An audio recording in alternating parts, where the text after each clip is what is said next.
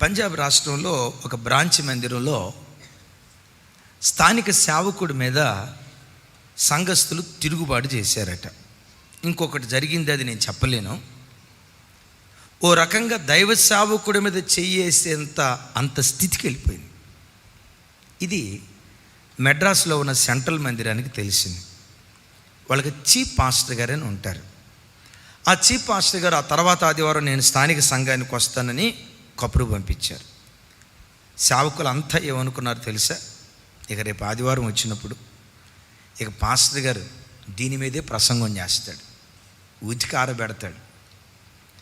మోషేకు వ్యతిరేకంగా లేచిన కోరాహు ఏమాయను, మోషేకు వ్యతిరేకంగా లేచిన మిరియాము ఏమాయను, సేవకుడికి వ్యతిరేకంగా మీరు చేయెత్తారంటే శాపగ్రస్తులైపోతారు, జాగ్రత్త, ఇక ఇదే ప్రసంగం చేస్తారు అని ఫిక్స్ అయిపోయారు. విచిత్రం, చివరికి సేవకులు కూడా ఆయన వచ్చాడంటే దిద్దుబాటు చేసి వెళ్ళిపోతాడు. ఎందుకు? చీఫ్ పాస్టర్ గారు పెద్ద ఆయన, అసలు ఆయన అంటే గడగడ వణుకుతూ ఉంటారు. ఆయన వచ్చాడంటే సంఘం సెట్ అయిపోయినట్టే, ఒక్కొక్కడిని ఉదికొదిలి పెడతాడు అని అనుకున్నారు. ఆ పెద్దయ్య గారు ఆదివారం రాని వచ్చాడట. నిలబడి వాక్యం చెప్తా మేము సంఘానికి తండ్రులం, మీరు మాకు పిల్లలు, మనమంతా ఒక కుటుంబం.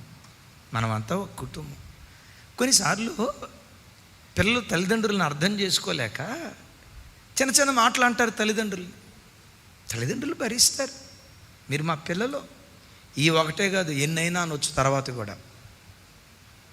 భరించే శక్తి దేవుడు మాకు అనుగ్రహించేటట్టుగా మా కొరకు ప్రార్థన చేయండి. వాళ్ళు అట్లాగే చూస్తున్నారట. మీరెవరండి? మా పిల్లలు. ఏమంటే పిల్లలు కొన్నిసార్లు తొందరపడి నాన్న అంటారా లేదా?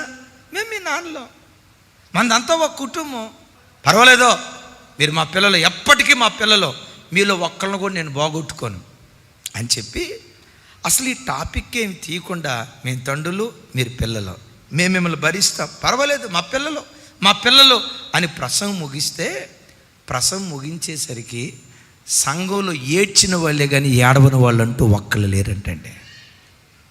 విచ్ఛిన్నమైపోవలసిన సంఘం అద్భుతంగా కట్టబడింది. నేనంట నా సేవయాత్రలో నేను నేర్చుకుంది ఓర్పును మించిన ఆయుధం ప్రపంచంలో ఇంకొకటి లేదు. ఓర్పు అనే విత్తనం చేదుగా ఉంటుంది, కానీ అది ఇచ్చే ఫలాలు మాత్రం అద్భుతం, మాధుర్యం.